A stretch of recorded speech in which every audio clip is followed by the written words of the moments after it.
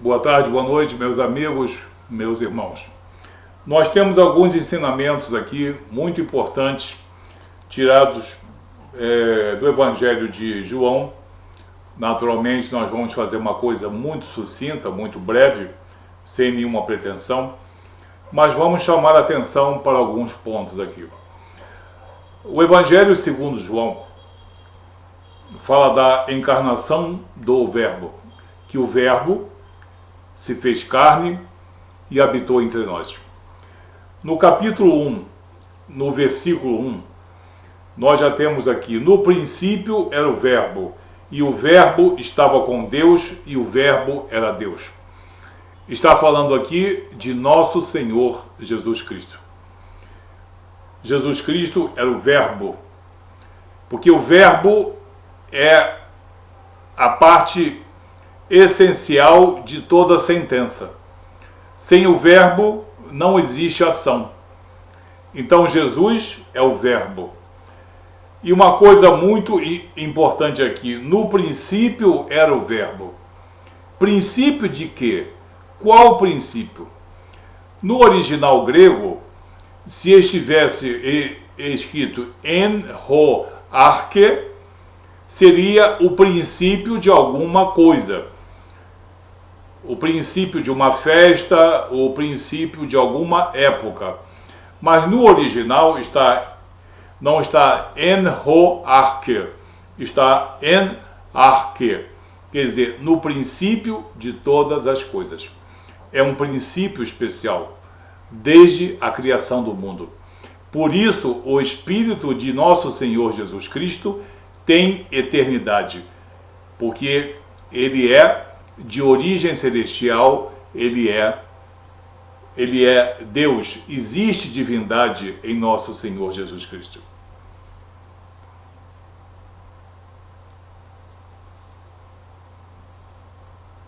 No versículo 10 tem uma coisa importante. O Verbo estava no mundo.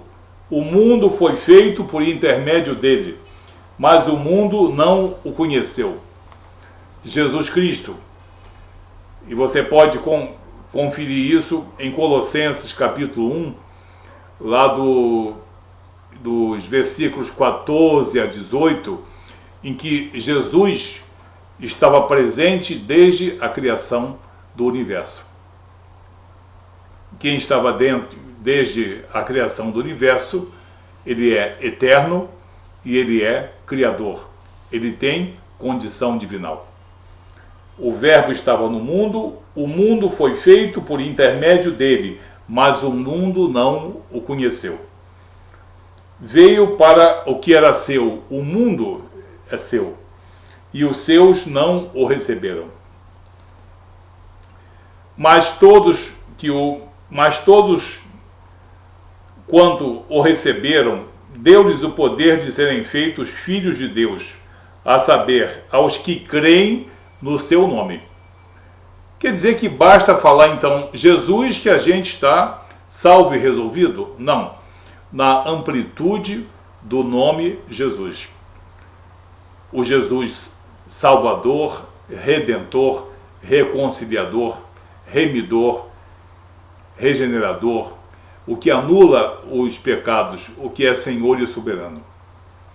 Mas a todos quanto o receberam, deu-lhes o poder de serem feitos filhos de Deus. Então, se alguém era antes uma criatura de Deus, e hoje é filho de Deus por adoção, ele é filho de Deus por adoção em Cristo Jesus. Porque foi Jesus que permitiu essa condição. Não foi obra, conhecimento, mérito, esforço, meditação, nada disso. E o 13 é muito importante. Os quais não nasceram do sangue, nem da vontade da carne, nem da vontade do homem, mas da vontade de Deus. Não nasceram do sangue. Todo homem e toda mulher salvo em Cristo Jesus, e que é feito filho de Deus por adoção em Jesus, o apóstolo João enfatiza, não pelo poder do sangue, ou seja, herança, família importante, não por ser da descendência de Abraão. Quando ele fala sangue aqui, ele fala descendência. Não é pelo poder de uma descendência.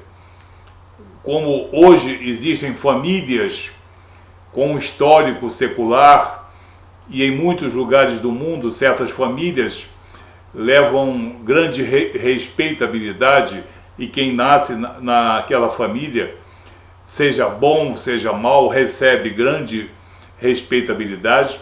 Não é pelo poder do sangue que eles nasceram, nem da vontade da carne, nem da vontade dos fluidos humanos, não de um nascimento especial.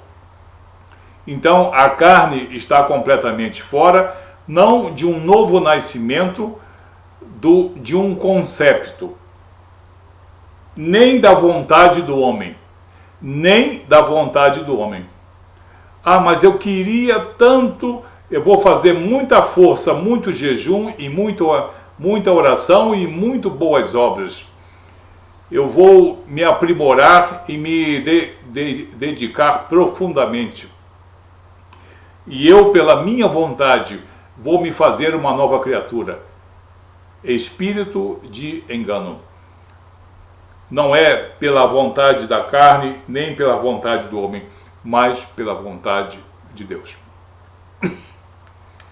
Naturalmente, muitas doutrinas não suportam isso, porque isso fala de uma ação soberana do Espírito de Deus. Sim, a ação soberana do Espírito Santo de Deus, que para nós cristãos é uma coisa natural e é maravilha perante os nossos olhos, perante os nossos ouvidos, no nosso entendimento, para muitas pessoas é motivo de escárnio e até mesmo deboche. Mas nós somos feitos filhos de Deus pela vontade de Deus. Porque é Deus que nos conduz ao arrependimento. É Deus que mostra em nós a nossa natureza pecaminosa. É o Espírito de Deus que nos mostra a necessidade de nós morrermos como criaturas pecaminosas e a necessidade de nós renascermos como novas criaturas aprovadas perante Deus. É o Espírito de Deus que anula os nossos pecados. É o Espírito de Deus que nos promove uma regeneração. É o Espírito de Deus que nos justifica em Cristo Jesus. É o Espírito de Deus que nos reconcilia com Deus. Então, é por ação soberana de Deus. Se alguém hoje está no mundo em natureza pecaminosa, muitas vezes escarnecendo de Deus, debochando das Escrituras e seguindo doutrinas e seitas que são doutrinas de espíritos e de homens, e tem sistematicamente escarnecido do poder de Deus. Esse, assim mesmo, se for a vontade do Espírito Santo de Deus, ele poderá ser conduzido à salvação, passando por todos esses processos que foram citados. A começar pelo arrependimento e terminando pela concessão do Espírito Santo e da reconciliação com Deus. Também temos aqui no versículo 15 uma coisa muito importante, o testemunho de João Batista. João testemunha a respeito dele e exclama: este é o de quem eu disse, o que vem depois de mim tem contudo a primazia, porquanto já existia antes de mim. Fica bem claro, João Batista era mais velho do que Jesus, cerca de 6 meses. Se Jesus já existia antes daquele que era mais velho que ele, é porque Jesus na condição de espírito, é eterno, e portanto o que João Batista está querendo dizer aqui, que ele é antes de mim, ele é desde a eternidade. Jesus Cristo é desde a eternidade. Esse é o testemunho de João Batista. Vamos ver aqui.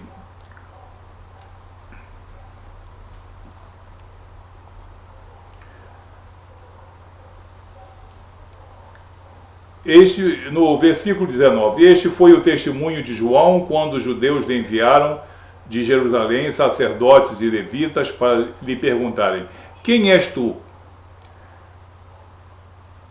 Ele confessou e não negou: eu não sou o Cristo. Então lhe perguntaram: quem és, pois? És tu Elias?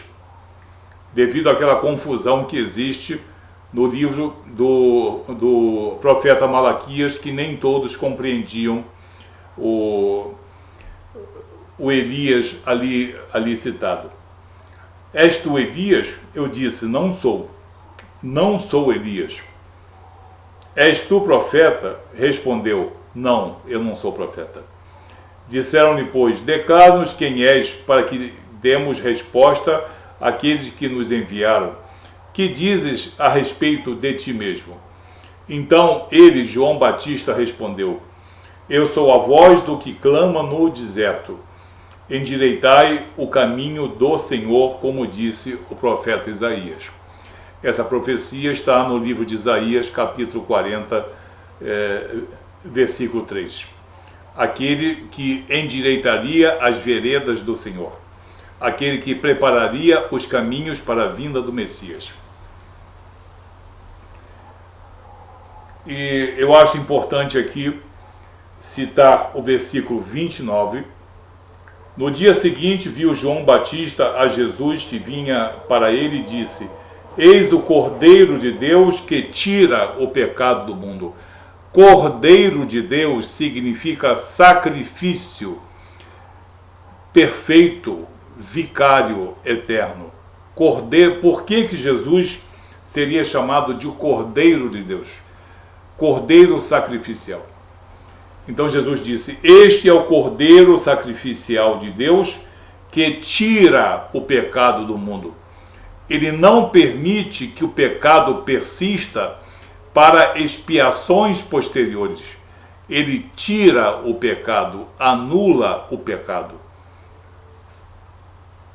Então, no cristianismo, Jesus Cristo anula o pecado do homem pecador. Tem doutrina aí que anda dizendo que o pecado é colocado num saquinho plástico, colocado nas costas, e o indivíduo vai expiando, expiando, expiando até a perfeição. Mentira. Isso, além de ser um absurdo, é uma coisa que não tem nada a ver com o cristianismo. Pode ter a ver com certas seitas, porém com a obra salvadora de Jesus nada tem. No versículo 30, é este a favor de quem eu disse: após mim vem um varão que tem a primazia, porque já existia antes de mim. Já novamente aqui, João Batista é dizendo que Jesus é desde a eternidade. E diz no 31, eu mesmo não o conhecia, mas a fim de que ele fosse manifestado a Israel, vim por isso batizando com água. Batizando com água para o arrependimento.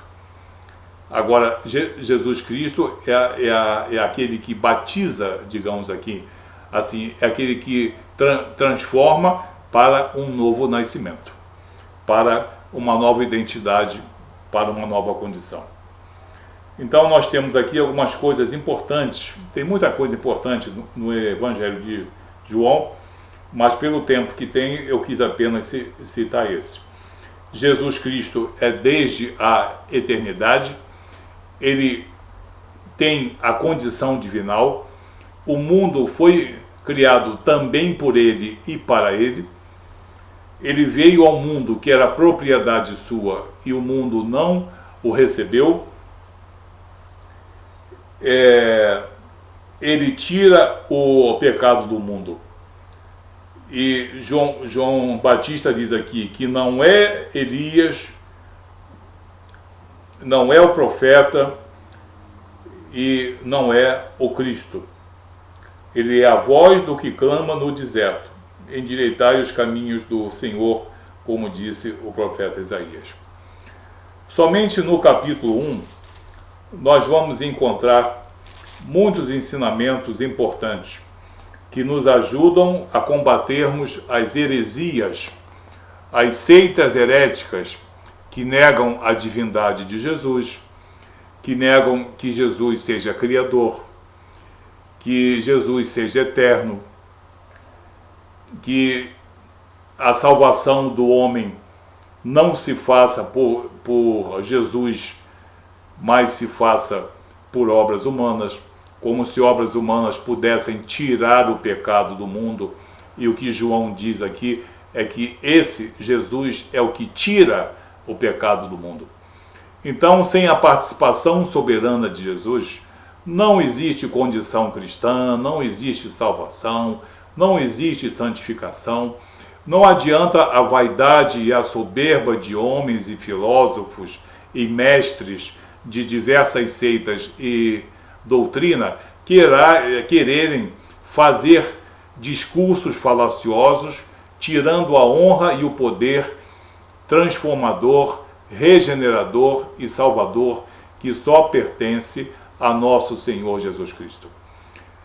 O homem, se fizer muitos esforços morais, intelectuais e espirituais, pode até melhorar-se, mas reconciliar-se com Deus é impossível.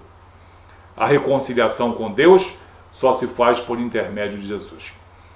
Disciplina moral, disciplina espiritual, obras, beneficências, isso é muito bom e muito bonito no relacionamento interhumano, no chamado relacionamento fraternal. Mas nada tem a ver com a reconciliação com Deus. Para que haja uma ação vertical, ou seja, uma salvação, um reconhecimento por Deus, é condição sine qua non que haja a intervenção de nosso Senhor Jesus Cristo ou do Espírito Santo de Deus. Que você compreenda bem isso, para que você não seja cativo de heresias. Que Deus te abençoe em nome de Jesus. Até o próximo vídeo.